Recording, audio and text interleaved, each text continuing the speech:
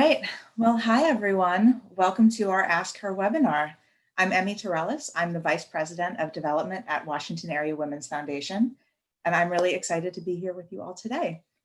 Ask Her is an interview series with women leaders, our partners, community members, and supporters who work tirelessly for women and girls. If you hear anything good, we recommend that you tweet our chat using the Ask Her series hashtag, and you can follow us at the Women's Foundation. If you're new to Washington Area Women's Foundation, we are a community-supported foundation that invests in the power of women and girls of color in the Washington, D.C. region. We do our work through grant making and advocacy, which you'll hear more about, and we make sure we center the voices and lived experiences of women and girls of color to influence policymakers and philanthropy around how to dismantle sexist and racist systems, which is why we invited today's special guest, Alencia Johnson, campaign guru and chief impact officer and founder 1063 West Broad, to chat today. So welcome, Alencia. I'm so excited to chat with you today, and I thought I'd start with giving a little bit of an overview of your history and bio. So Alencia Johnson leads at the intersection of social justice and cultural change. She cultivating over a decade of experience marrying cultural cornerstones, activism, politics, corporate and entertainment together to achieve justice. As founder and chief impact officer of 1063 West Broad, a social impact agency specializing in the intersection of culture, impact, and purpose, Alencia connects brands, organizations, and people to mission-driven solutions. Now, Alencia has worked for the presidential campaigns of President Barack Obama and Senator Elizabeth Warren, and in national roles at Planned Parenthood and Geico, leading efforts in each organization to address systemic issues facing marginalized communities through brand engagement and narrative strategies. Alencia has been recognized by Harvard University with the Woman of the Year Award, Ebony Magazine Power 100, list of influential African Americans, and PR Week's 40 Under 40 list, and many, many more. She also serves on the Warner Music Group and Blavatnik Family Foundation Social Justice Fund Board of Directors, and was appointed to the Virginia Council on Women by Governor Ralph Northam. Alencia is a sought-after thought leader and cultural critic, featured on MSNBC, BET, NPR, Washington Post, Essence, Glamour, and more. So welcome, Alencia. Thank you. I'm so glad to be here and excited. Well, we're really excited to chat, so I thought we would just dive right in. So could you tell us a little bit about how you got your start in politics?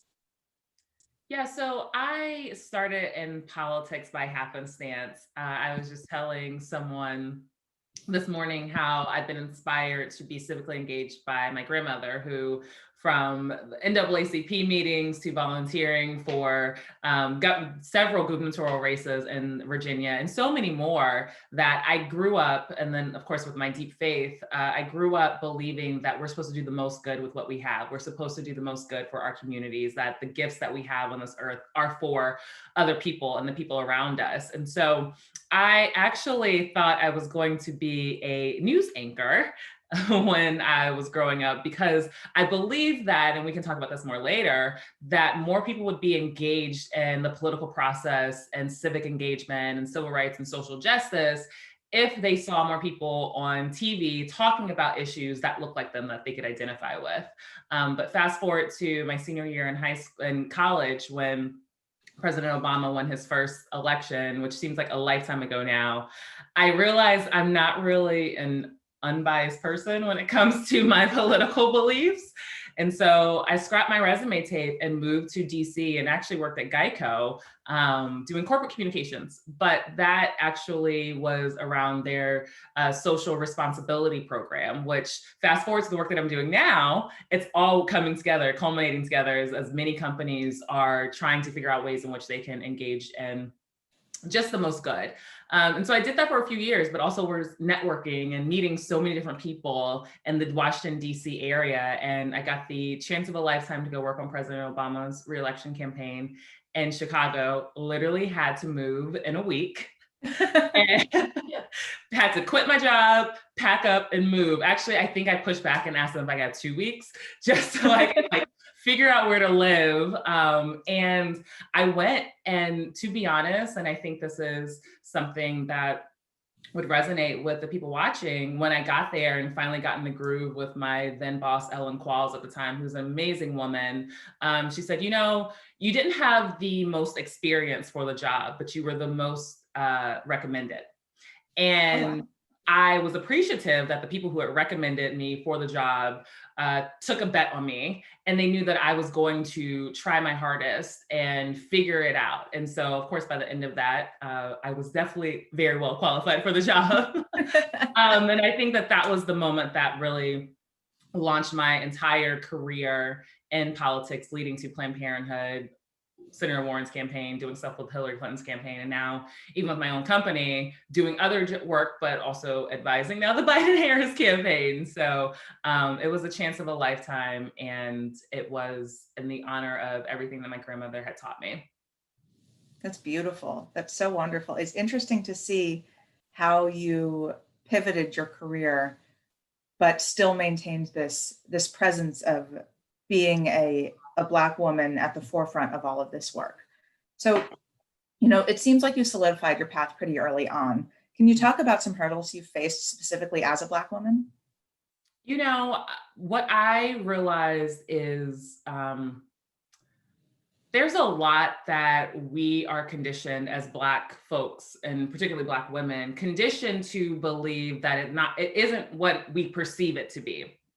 Case in point, when we receive the microaggressions, when we are questioning whether a coworker or a supervisor or someone says that, oh, you're being a little too aggressive, or, oh, not yet, wait your turn. Sometimes, or early on, we're conditioned to think that that is the actual truth, when it's false, actually, right? And that those are the microaggressions, the biases that people come with when they show up in the world, that we are conditioned about. I do all these trainings now about implicit biases and talking to people about how most people are not inherently racist, but our culture actually conditions us to believe certain things about people. And so I know that I have faced those a lot in my career: too loud, too aggressive, too ambitious. And not just when I was in high school or middle school, when I was getting in trouble for talking too much, and now I get to talk for a living. But even in jobs, I've been told that a promotion that I've asked for was too ambitious. I've been told that my pushback on a colleague was too aggressive. And I literally was thinking, if it was a white person, you wouldn't have this conversation, and you wouldn't be telling me that I'm asking for my worth, because literally I am doing 3 jobs and with one person, while I see other people over here, they cry. And because white women are perceived to be more fragile than women of color, they're getting more resources to do half as much as work. They're getting more resources, they're getting the raise, they're getting the team, and I'm getting none of that. And then also being questioned about the work that I do. To be honest, I've always been in very public roles, and I know that that is part of my gift, and I sit in that, right? I have the gift of communications. I have the ability to talk to so many people of different backgrounds, and I know that is a gift. And there were people, even at Planned Parenthood, there were people who fostered that, and there were people who were like, well, you're only doing this because it puts you on a platform. And I'm like, but I'm there with the Planned Parenthood shirt on talking about Planned Parenthood, right? Like that's, Right? and it's so, I realized that a lot of the feedback and pushback that made me sometimes question myself, even, as an adult, came from other people's microaggressions and their beliefs, and them literally holding me to a standard that my white colleagues were not held to, that my male colleagues were not held to, that I had to work. If there were 24 hours in a day, I had to work 48 hours in the day. If there was a task that took someone else a week, I had to deliver it in 24 hours, or I had to do it with not the same amount of resources, and it had to be perfect. But I will say that it put me in a position to weather the fire. I mean, I think that comes from, 1, my faith. And then 2, I take ego out of a lot of my work, because 1, the goal is racial and gender justice. It is not Alencia. It is not anybody else I'm working with. It is this overall goal for the community. 2, if that is getting in the way of progress, then we don't need to be having this conversation. And, Planned Parenthood, I remember the VP of communications at the time, when I very early started, he put me in the room with Cecile Richards when she was president. First time briefing her, I think I was in for like 3 months. First time briefing her, and I messed up on a few things in the briefing. There were a few things wrong, and it was a very like stern conversation because we had to get it right.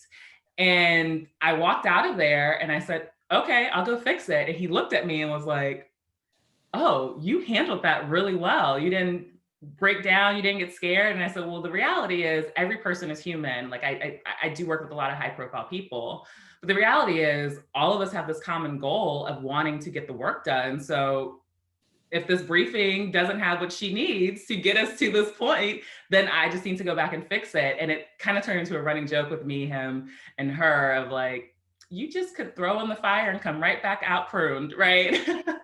But I think some of that is also the conditioning that Black women go through in general in our culture, that we have to remove self from so much just to get the work done. But it has ultimately worked out to my favor, and have built some really good relationships, but it is extremely frustrating. And I spend a lot of time mentoring young Black women in every single organization that I work in. Even now as a consultant with like so many different clients, I'm still reaching out to the young Black women at those organizations that I work with to help them get through what it is that they're going through. That's amazing. That's so great. And I, of course, when I hear things like when someone says that I'm ambitious or anyone is ambitious, it's such a compliment being told, that you're tough, that you're ambitious. To be told that you're too ambitious is incredibly frustrating and very disappointing to hear that it's something that happens to Black women so much. Mm-hmm. Now, one of the things that you touched on that I think is really interesting in your role as a mentor is, working with young women. And I'd be curious if you could talk a little bit about your high school experience. I know you've had a really interesting journey sort of in the public eye, and I'd love for you to share a little bit about that. Yeah, so I laugh because when I was sharing the story for the viewers, I was sharing the story with Emmy before. So I grew up as the daughter of a pastor, so that obviously puts you in a certain position in the community. All eyes on you. You can't get in too much trouble because the entire community is watching you. And in Black communities, the entire community has permission to correct you. So in addition to that, my cousin, by marriage, was one of my guidance counselors. So I couldn't even escape at school. But in addition to that, in high school, I was a cheerleader, captain of the cheerleading team, and was also in pageants. I did pageants from the time I was about 15 to the time I was about 19, 20, and I won a couple. And I actually chose to do those versus my mother pushing me into them. And she and I would have running jokes to see how some of these stage moms and their stage kids interacted. Because we would look at them like, that is not how we're going to treat each other. And at any given moment, if I wanted to no longer be a cheerleader, no longer be an SGA or in pageantry, she said, fine, just complete what you signed up for and we're done. I will say it's really interesting because fast forward again, I was just talking about my time at Planned Parenthood. I remember one time when Miss USA, the reigning Miss USA was talking about her support of Planned Parenthood. My colleagues in a meeting were like, well, we don't believe in pageants and they're sexist and they're against feminism. And I made a look on my face. And the same VP I was just talking about, he always called me out because I cannot keep a straight face. So, well, I think Alencia has something to say. And then everyone started Googling. And I said, I think the thing about feminism that has pushed people away from it is that it has to be fit in one single box. When I actually was growing up, learning about the feminist movement and the women's movement, what I saw in history books were bra burning feminists and they all had to be lesbians. And I was like, but this is interesting. And most of them were white. Yeah. But for me, I was like, but I believe in these fundamental rights about like women, having choice and having equality with men, being paid the same, like all these things, like these principles I believe in, and Shirley Chisholm believes in, and the Black woman I look up to believe in. And, I'm an only child, and my dad is raising me to be this woman who stands on my own and makes my own decisions. But I also like some of these other things too that some people are saying are completely opposite of gender equity and rooting out patriarchy. And so I understand what they are rooted in, but every system is rooted in patriarchy.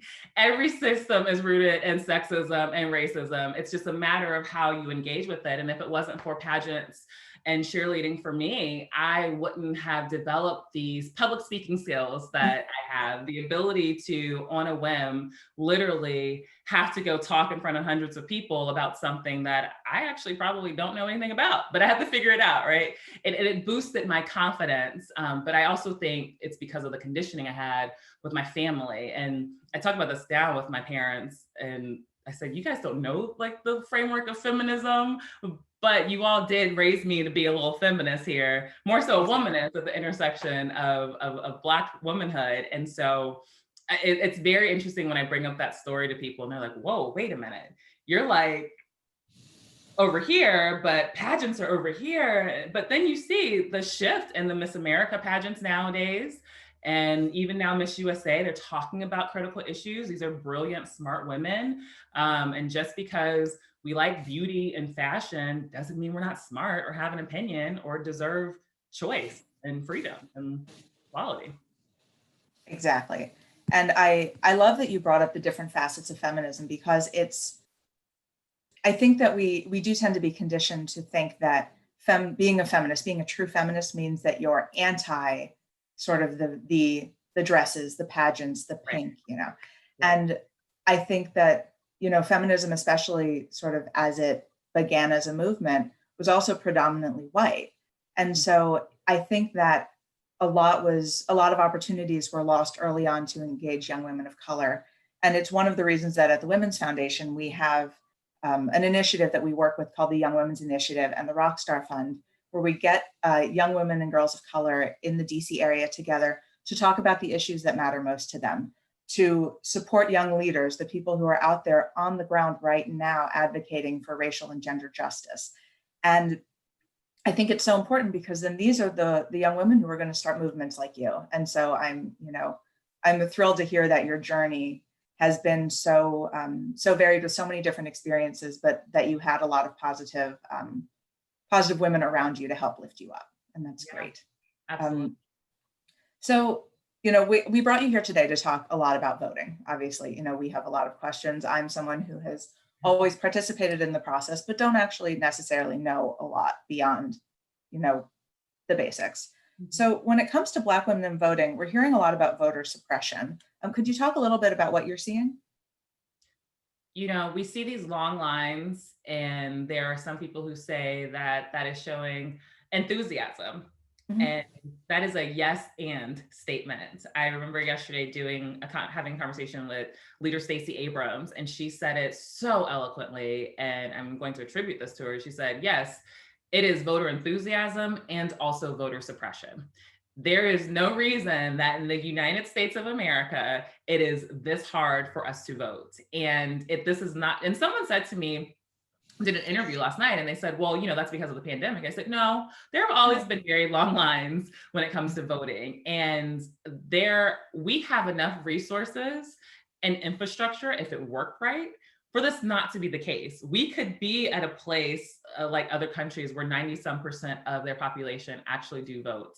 And whereas only here, around 50% of eligible voters actually only vote. And I think that some of the voter suppression is yes happening with laws. People are changing laws. You're getting misinformation in the news. You know, there's someone out there saying that voting by mail is not safe.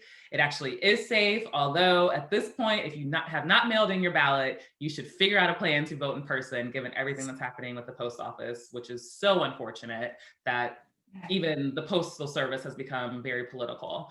But the other thing too is, you know, we don't have a culture of understanding civic engagement, and it has turned into a depression of the vote. And as a Black woman, my I grew up listening to my grandmother every election day. She was a poll worker.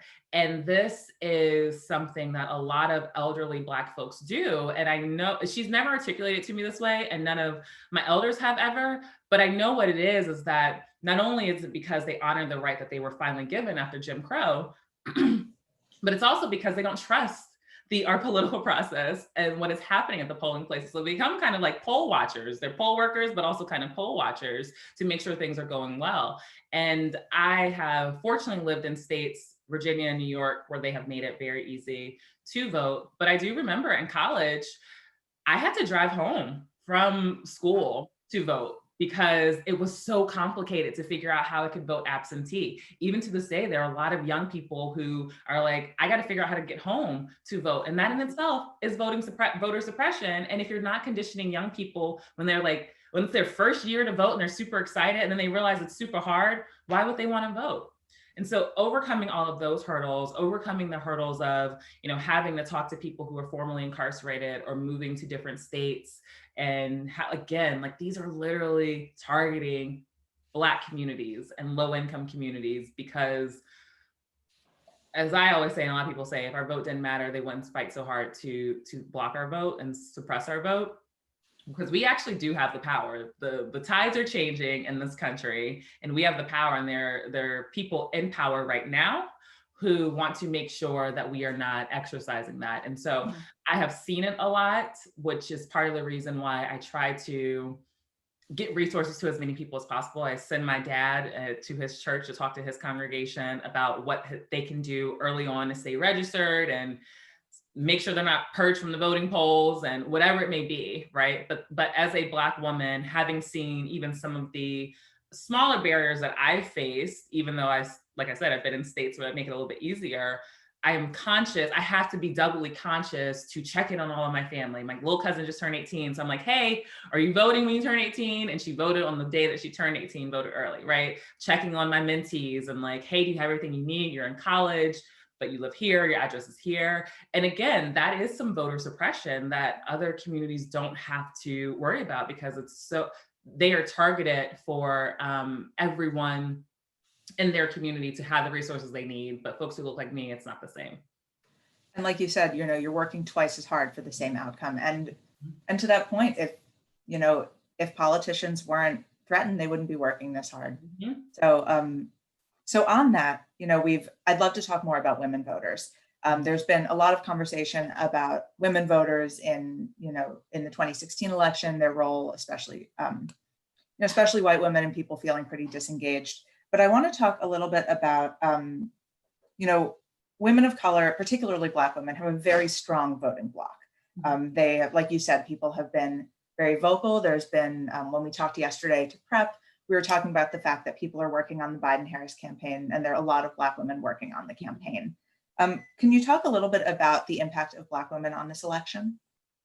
I think this election is an election where we are reining in on our power, even beyond, Senator Harris running for president, and now she's the VP nominee. There were so many Black women in very senior positions across the entire primary candidates. I was on Elizabeth Warren, and I had my friend Nina on Pete Buttigieg and Simone on Biden's campaign. Just the list goes on and on and on. And I remember someone asking, well, why didn't you go work for Senator Harris? Because there was also this whole, among us as the Black women, we all were in a Signal chat, a group chat that we still are on.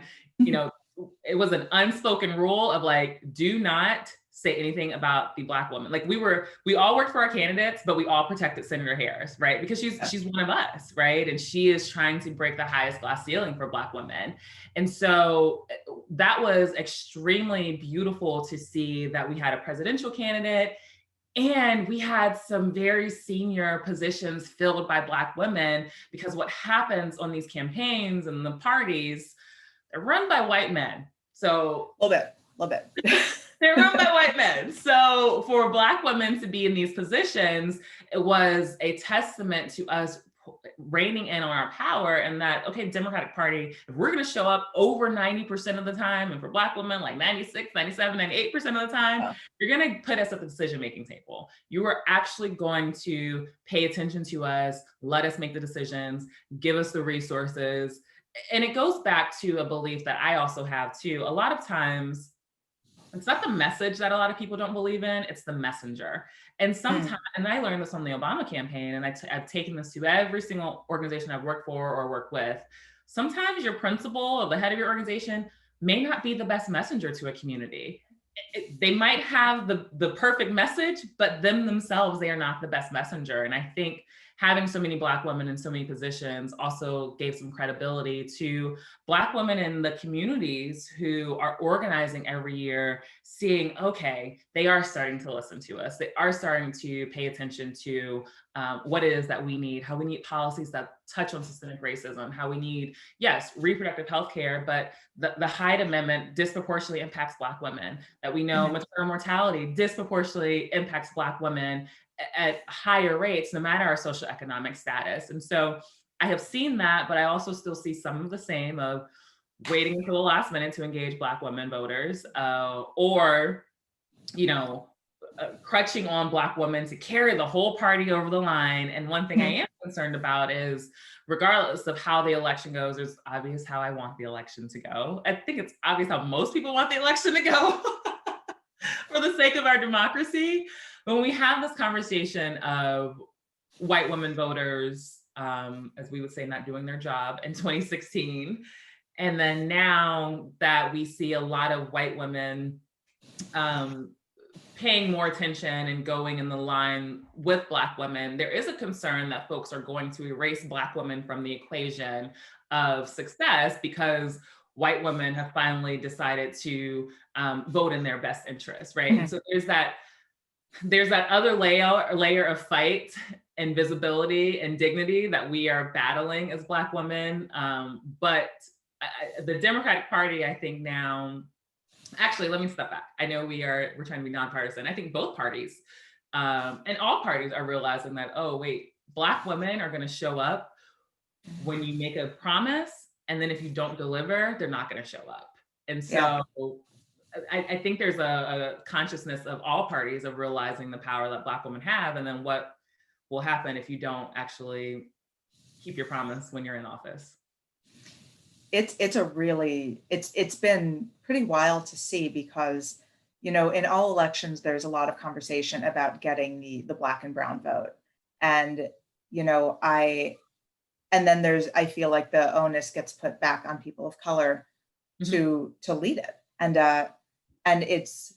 The irony, of course, is that after the election, we have to wait and see what happens. And it's not always happening in the right way.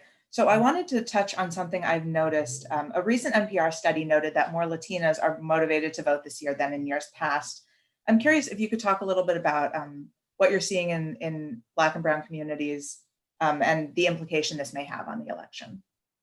I feel like in general, women in any community, white women, Black women, Latina women, Indigenous women, just women in general, because we're also fighting the patriarchy, we tend to be the leaders in our community to first wake up to a solution that needs to happen, right? And so I'm not surprised when I hear that my Latina sisters are organizing and galvanizing together and also reining in and harnessing on their own power. I think what I have seen, and I talk about this a lot in movement spaces and organizing spaces, is that the Latino community is very, very diverse. Black communities are as well, but Latino communities are even more diverse, particularly among those who deal with anti-Blackness and those who do not, based on their skin color. The colorism is extremely there, and it has become dividing. And so I feel like what is happening is a trend toward a collective power in the same way Black communities have this collective power. And you see that among Latina communities. And, there's a group of Latina activists who started She Se Puede for Latina women to speak to each other about their collective power. And I think to be honest, the catalyst for this is the family separation that we're seeing at the border. And that should not be a partisan issue. That is a family issue. That is a values issue. And it is mind-boggling to me that that hasn't galvanized even more people. But I see particularly in the Latina space, and I will be clear, to be clear, not all immigrants are Latinos, right? But particularly in the Latina space, Latino women are like, wait a minute, this is the final straw. We have the collective power, one of the highest growing populations of people of color in this country. And so how do we rein in and harness that power? And how do we observe and learn from our Black sisters and then lock arms in arms when we have to? And so I think it's absolutely powerful and amazing to see what is happening. And, you know, it goes back to the testament of, you know, you tried to do something to harm me and then we've worked that to our good. And then you didn't actually even see how powerful we are. And that is what is happening in Latina spaces. And I'm excited. I like my friends who are organizing in their communities. I am like, girl, you got this, whatever you need, like you got it. We're right there behind you, because it is amazing to watch people in different communities step into their power. And there's enough room for all of us to do it. It doesn't have to be this, oh no, we like what politicians will tell you, oh no, we can only focus on this community today. And we're all saying, no, you can focus on it all. Yeah. And whoever you're listening to, well, I'm gonna bring in everybody into this conversation. And so I think what you're also seeing too, there's a lot of Black women and Latina women also bringing in the conversations of Indigenous women, of trans women, because if we get the seat at the table, if we get, or at least get the megaphone, we've got to at least bring in other communities as well. And I think one of the things that I've appreciated seeing is so many people who weren't previously engaged in, you know, voting, sort of general civic engagement, local politics in particular, seem to be wanting to do more. And I think it comes from a place of frustration around what I would call the two pandemics we're dealing with, COVID and racism. And people are really, really trying. But with everyone wanting to be more involved, especially during this pandemic, how would you suggest young people who maybe are too young to vote or non-citizen immigrants, what would you recommend for them to be involved in this process? There's so many ways. And this is, again, we're talking Alencia Johnson here, not any of the organizations or campaigns that I work on or work with. I honestly believe that the voting age should be lowered to 16. If you can drive, you should be able to vote. If you get your license, you should be able to vote. I need young people who cannot vote yet to continue to harness their power. If we look at what has happened, particularly around gun reform in our schools, I mean, young people on the issues of guns and climate control, climate change, we are literally following their lead. Even if they cannot vote, March for Our Lives, these climate marches, we're literally following their lead. That is the reason that you have a Green New Deal sitting in Congress, because of these young people, right? That is the reason that we are paying, well, some of us are paying attention to gun reform, because of young people, and young people literally having not even no ego, but just having no fear and standing up to people. I mean, I think of Deja Fox, who stood up to her senator in a town hall meeting at 16 years old and told him why him believing in defunding of Planned Parenthood would really harm her and her health care. And now she's gone on to work on presidential campaigns at 18. Right? Like you all literally have the power, and like pull some of us who are a little bit old. I'm not old. Somebody did call me auntie one day on a panel, and I was like, just because I'm not 16 or 18, I'm still a millennial. I'm just an older millennial. But even still, like the things that young people are doing, we're paying attention to. And I know there are times that I'm sitting in rooms and we're talking about an issue, and I'm like, listen, y'all, if we don't do this, the young people are going to burn everything down. And so we either do it now, get the policy right, or they're going to come and shut it down, and we're still going to have the policy right? Yep. And so there is literally the powers in the youth, and they give me so much hope. And for, I would say, non-citizens who are here in our country, I do believe we have to expand like how the pathway to citizenship. It has to be made a lot easier. Mhm. There's a lot of organizing and activism that you can do in communities, literally telling your story and the barriers that you have to citizenship or the ability to vote will push some of us to be able to advocate for your rights here as well. You still have every single right to hold accountable your elected officials, because if you're paying taxes, which is part of their salary, right? Yep. So there are a lot of unique ways to get involved. The frustrating piece of this is change doesn't happen overnight. And so we can be fighting on certain people's rights to vote and pathways to citizenship for several administrations, but like, don't let up. Please don't let up. And tell your friends who do have a megaphone or have an ability to influence policy things that they're missing. Again, my friends who cannot vote for whatever reasons, whether it's, because of their immigration status or because they are formerly incarcerated, they bring things up to me that I don't know about, but I can bring that into the room. And Mhm. instead of me sitting there talking about something I want, I flip the script and let them know, actually, these are the things that we need to be talking about. And so that, again, that community is really important in this, and it holds a lot of us accountable. I agree. And I appreciate that you touched on the fact that those of us who have a platform can use it to lift up other voices, to center the voices that are on the ground.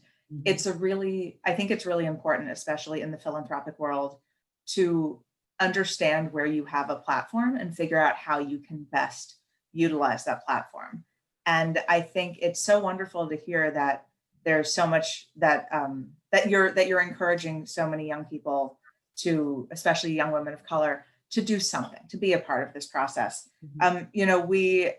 We like at the Women's Foundation, we center women and girls of color in our work. That is what we do. I'd be curious to see how you do the same in yours.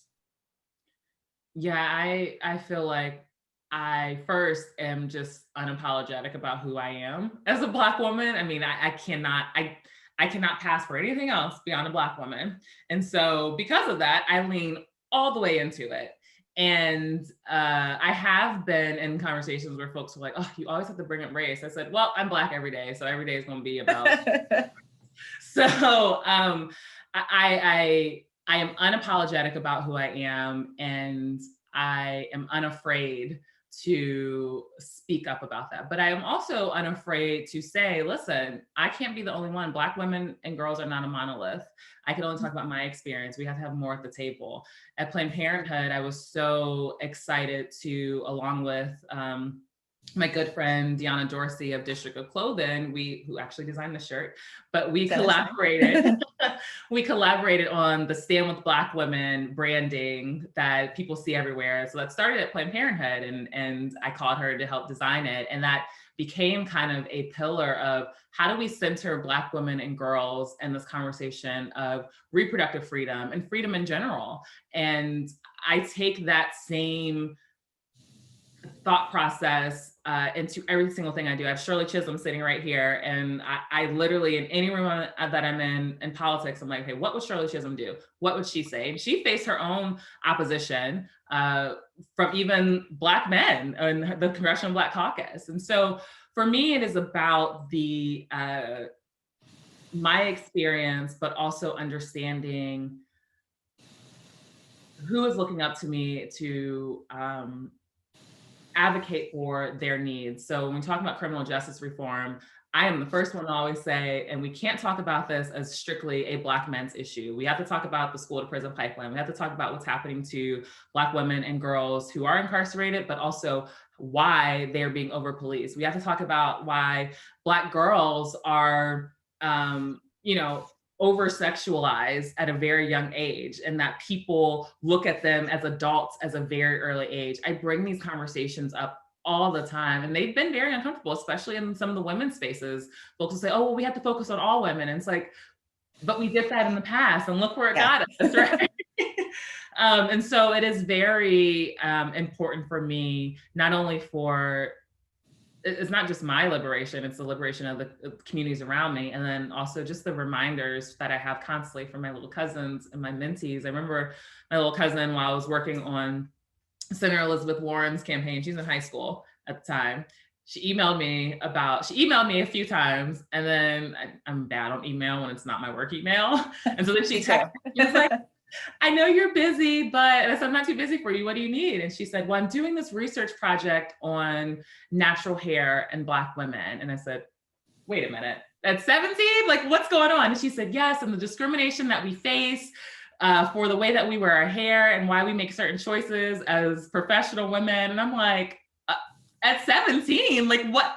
I wasn't even thinking that way, right? But she was doing that work, and I was so grateful and inspired by it that I was reminding other people that our young people are looking up to us and these institutions that we are trying to rebuild. And so I bring her into everything that I'm doing, just the thought process of like, what would she be thinking about, and what pathway does she need cleared in order to be successful? And so for me, though, it is always the intersection of racism and sexism that Black women and Black girls face. And I will never, ever shut up about it, because there's no reason that we are dying at alarming rates from health care outcomes that are very preventative. There's no reason that when Black girls go missing, that we are not all over the news in the way that white girls are. And we remember these white girls from 30 years ago, right? We're still talking about them. We're still talking about them. There's no reason that and on the flip side too, there's no reason that when a Black woman wants to express herself sexually in a certain way by her own volition, right, consenting, that she's called a hoe, but a white woman who does it is not, right? She's liberated, she can do it, right? So yeah. I'm always pushing, again, feminism, right? Like I am always pushing against these double standards, because I do think that the double standards also are related to the systems and the structures that are preventing Black women and girls from opportunity, education, our livelihoods. It's a beautiful point. And it's, yeah, like you said, you can't turn off being Black or being a woman. Mm-hmm. So I appreciate that. I appreciate hearing it out loud. And I appreciate that the intersection of those identities is, mission critical. It really is. And on that, before we switch to Q&A, I'd love to find out what you have coming up next, and how we can support you as women in the field, as voters, as allies. We'd love to find out more about how we can support you in your work. Oh, thank you. Well, I believe that our entire climate is going to change depending on this election next week. So the most important thing that you could do right now is vote.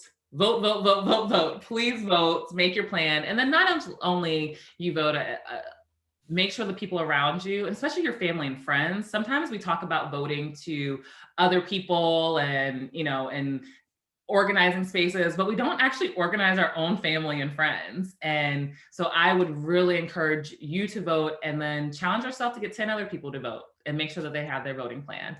Post the election, I'll still be doing the work that I'm doing now of trying to broadly change the culture around gender and racial justice, working with brands and the entertainment industry and corporations, because if we look at what has happened in the LGBTQ movement, same-sex marriage didn't become legal overnight and didn't become acceptable overnight. It took Will and Grace and Ellen and major brands like Coca-Cola taking stands on issues for us as a society to see, an identity that some of us don't see in our everyday lives. I am a heterosexual woman, so I don't have the experience of LGBTQ folks, but the more that we see it in our media, the more that we see it in our culture, the more that their humanity allows us to believe in their rights. And so that is the work that I am going to continue to do when it comes to women and gender and race, because representation moves us to the beliefs that people deserve their humanity and their dignity. And so how you can support post-election, hold institutions accountable. Whether it's your members of Congress, your city council, whether it's the media, whether it's a company, literally hold them accountable, because that is how they will push and actually be more responsible with the work that they're doing in our culture. That's such insightful information. And before we continue the conversation with audience Q&A, I just have to emphasize again your point. it doesn't end on election day. And civic engagement isn't just up to the vote. It's beyond the vote. It's accountability. It's making sure that the people that we elect who work for us fulfill their promises, fulfill what they're going to do, and actually show us how it's going to happen. So just for the people in the back, vote and then stay engaged. That's just right. going to throw that out there. So throughout this time, we've had people putting questions in the Q&A. So I'm going to go ahead and pass the baton to my colleague, Mercy, who is going to facilitate the Q&A. Hey, everyone. This is an amazing conversation, and we have some questions here. So one is from Martine. Do you have any advice, and I think you just spoke to this, for some of us who maybe don't have challenges in voting, on how we can best support our neighbors in being able to vote, either with individuals or speaking to policymakers about our concerns for our neighbors? Absolutely. So there are a lot of things that you could do. If you want to get very partisan, you could actually do some phone banking for a candidate that you believe in, or you could phone bank with your local party. You could safely, if you know your neighbors, call them, knock on their door, and give them just voting information. Vote.org is vote.org and When We All Vote, which is the First Lady Michelle Obama's organization, are great nonpartisan or organizations that get people civically engaged, and they have a lot of resources for that, along with supermajority.com. You could go there as well to get the resources. The other thing, I like this piece about policymakers. I think a lot of people think change comes when it's thousands of people, descending among Capitol Hill to get a policy move. Sure, members of Congress and the Senate and those in the White House, it does take large mass movements. For your city council, sometimes it literally might only take a couple of people to make them change their position. There might be people who don't know exactly where their polling location is, and you could be that gap and tell them, hey, I knew how to vote. This is how easy it was. I want to share with you. And so literally, I think we overcomplicate this conversation when it is so simple. The same steps that you walk through in your mind, think about 10 people, as I said, that you could go to them and walk them through the voting process. And then take that learning experience, those barriers that they face, take that to your policy leaders, to your city council member or whoever it may be. Take that to them after election day, whether they're reelected or still in office or it's someone new, and saying, hey, these are the challenges that they face. I don't face these challenges, but there are still some members of our community that face these challenges. And so how do we make this better for the next election? Awesome. Thank you for that. Our next question is from Claudia. Alencia, can you tell us more about your work in Virginia? I am a proud Virginia native. I am finally back here after, I guess, almost 8 years of not living in Virginia. I went to Chicago and kind of never came back. I went to Chicago for the Obama campaign, then spent about 6 years in New York for Planned Parenthood, and about a year in Boston working for Senator Warren. And I came back in the pandemic. And also I'd been dying to come back to the DMV area, because I believe you just take your talents home. Like, you have to take your talents back home somehow. And I learned that from the late Nipsey Hussle and LeBron James. Like, you can do all this in the world, but you have to take it back to your home. So when I came home, I called a friend of mine who works in the governor's office, and I said, okay, I'm finally back. What can I do? How can I get more engaged? And a couple of things happened. I'm helping out with a friend who's running for Congress here in the state of Virginia, helping his campaign. I have been engaging with VA for the People. It's an initiative that Pharrell Williams started. He's been using his platform. And then I was asked to be part of the Virginia Council on Women. And the beautiful thing about this, the council members, is a diverse group, and we are centering women of color and the experiences of women of color, of Indigenous women, of formerly incarcerated women, of how women are bearing the brunt of this pandemic as we are essential workers, caregivers, the risks that are involved in a lot of the work that we're doing, in addition to trying to vote, because we tend to be the most active in our households. And so I am working with the council on figuring out the best policies and proposals that this current administration can put forward for the women and girls of Virginia. And so it's really exciting to be back home and just helping my state that like raised me and made me this person that works with people who are your allies and people who aren't your allies. Virginia used to be a very, very, very purple state, like very much a bipartisan state, swing state. And so you have to figure out how to maneuver and get what it is that you need. And so I'm really excited to be here, focus on the work of women and girls, of young people and Black folks in the state, and just getting started. Wonderful. Very fancy. Tell Pharrell we said hello. Next question from our friend Anonymous. Alencia, what has been your biggest challenge to your work during the pandemic? Oh, you know, I was really excited. This sounds really weird.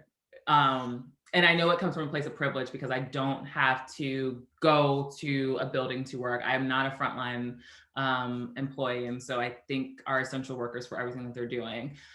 I was grateful that it happened when it did, when the Senator Warren ended her campaign and the pandemic got really serious because the president hasn't done what he was supposed to do.